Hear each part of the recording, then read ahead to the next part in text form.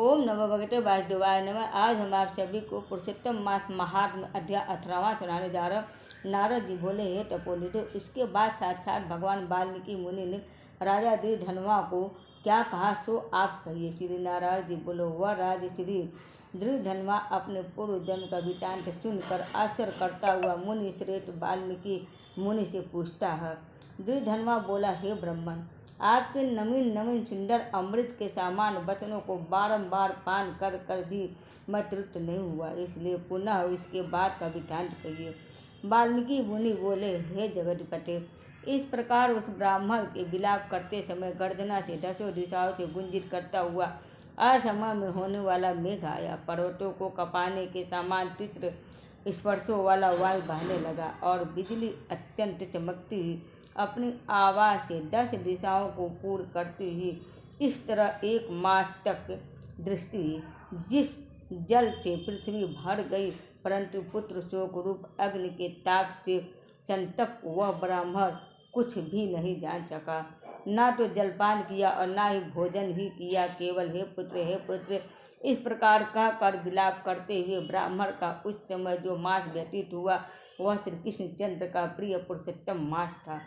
सो न जानते हुए उस ब्राह्मण को पुरुषोत्तम मास का सेवन हो गया। उस पुरुषोत्तम मास के सेवन से अत्यंत प्रसन्न नूतन मेघ के समान श्याम वर वनमाला से भूषित हरि भगवान स्वयं प्रकट हो गए।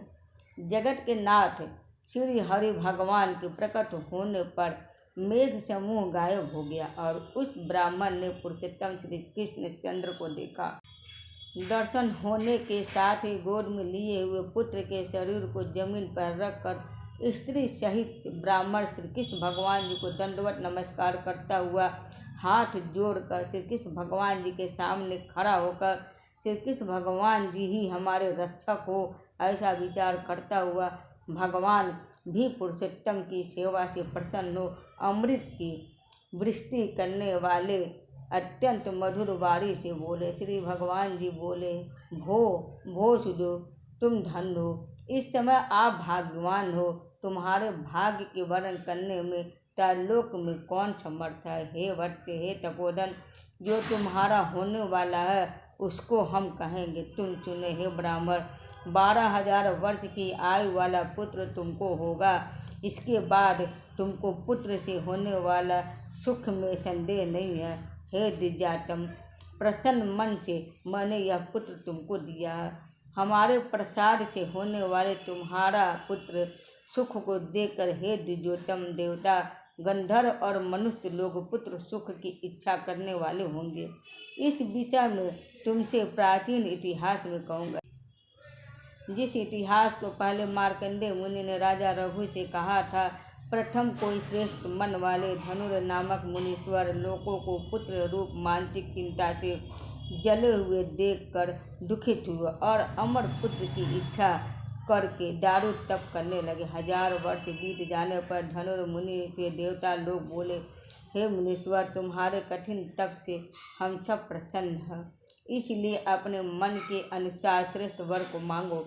श्री नारायण जी बोले, देवताओं के अमृत तुल्य इस वचन को सुनकर उन तपोधन धनु नामक मुनि ने बुद्धिमान और अमर पुत्र को मांगा। उस ब्राह्मण से देवताओं ने कहा कि पृथ्वी में पुत्र नहीं है। तब धनुर्मणि ने देवताओं से कहा कि अच्छा, ऐसा पुत्र दो जिसकी आयु की मर्यादा बढ़ी हो। देवताओं ने कहा कि कैसी मर्यादा चाहिए, कहो। इस पर उस मुनि ने भी कहा कि यह महान पर्वत जब तक रहे तब तक उसकी आयु होवे, ऐसा ही हो। इस प्रकार कहकर इंद्रादि देवता स्वर्ग को चले गए। धनु शर्मा ने थोड़े समय में वैसा ही पुत्र को प्राप्त किया। उस मुनि का पुत्र आकाश चंद्र के समान बढ़ने लगा। 16वें वर्ष के होने पर मुनीश्वर ने पुत्र से कहा, हे बच्चे, ये मुनि लोग कभी भी अपमान करने योग्य नहीं है। इस तरह शिक्षा देने पर भी उस पुत्र ने मुनियों का अनादर किया। आयु की मर्यादा के बल से उन्मत्त उसने ब्राह्मणों का अपमान किया। किसी समय परम क्रोधी महिष नामक मुनि ने विधि से शुभ फल देने वाला शालग्राम शिला का पूजन किया।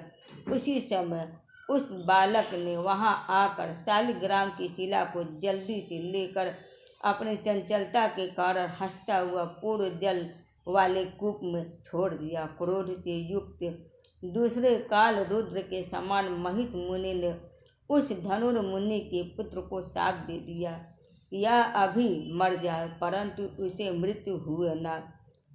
ये देखकर मन में मृत्यु के कारण का ध्यान दिया। देवताओं ने इस धनुर्मुनि के पुत्र को निमितायु वाला बनाया है। इस तरह चिंता करते हुए महिष मुनि ने लंबी सांस ली, जिससे कई कोटि महिष पैदा होगा और उस महिषों ने पर्वत को टुकड़ा टुकड़ा कर दिया। उसी समय मुनि का अत्यंत दुर्मद लड़का मर गया।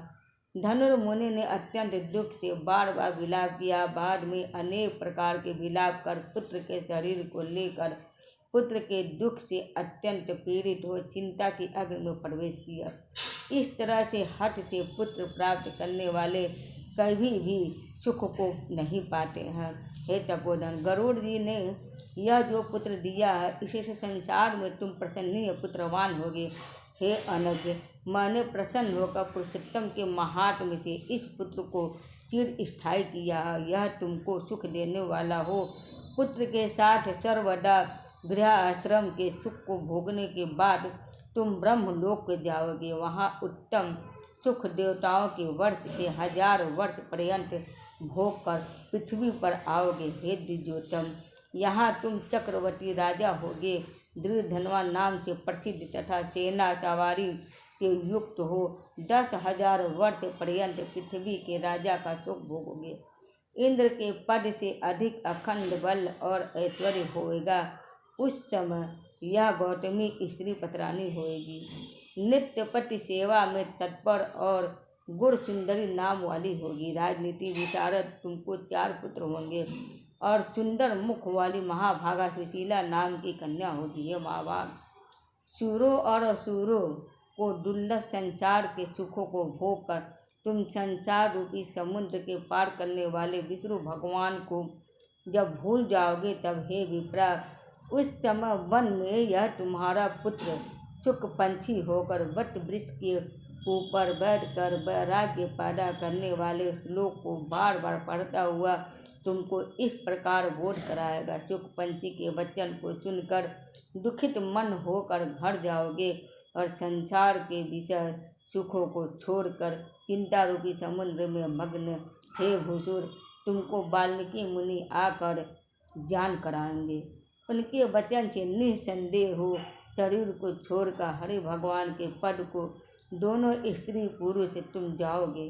यो कि पद आवागमन से रहित कहा गया। इस प्रकार महाविष्णु के कहने पर वह ब्राह्मण बालक उठ खड़ा हुआ और वो दोनों स्त्री पुरुष ब्राह्मण पुत्र को उठा हुआ देखकर अत्यंत आनंदित हो गए। सब देवता लोग भी संतुष्ट होकर पुष्पों की वर्षा करने लगे। सुखदेव ने भी श्री हरि को और माता पिता को प्रणाम किया। उस ब्राह्मण को पुत्र के साथ देखकर गरुड़ जी भी अत्यंत प्रसन्न हुए। उस समय चकित होकर ब्राह्मण ने श्री हरि भगवान को नमस्कार किया और हाथ जोड़कर हृदय में होने वाले संदेह को दूर करने के लिए हर्ष के कारण गदगद वचन से जगदीश्वर से बोला, हे हरे, मैंने 4000 वर्ष पर्यंत लगातार अत्यंत दुष्कर तप किया। उस समय मेरे को आपने वहां आकर जो कठोर वचन कहा कि हे वट, हमने अच्छी तरह देखा है, इस समय तुमको निश्चय पुत्र नहीं है। हे हरे, उस वचन का उल्लंघन कर मेरे मृत पुत्र को जीवित करने का कारण क्या है, सो आप कहिए। इस तरह से पुरुषोत्तम मास महात्म्य अध्याय 18वां संपूर्ण हुआ। तो बोलिए नमो नारायण।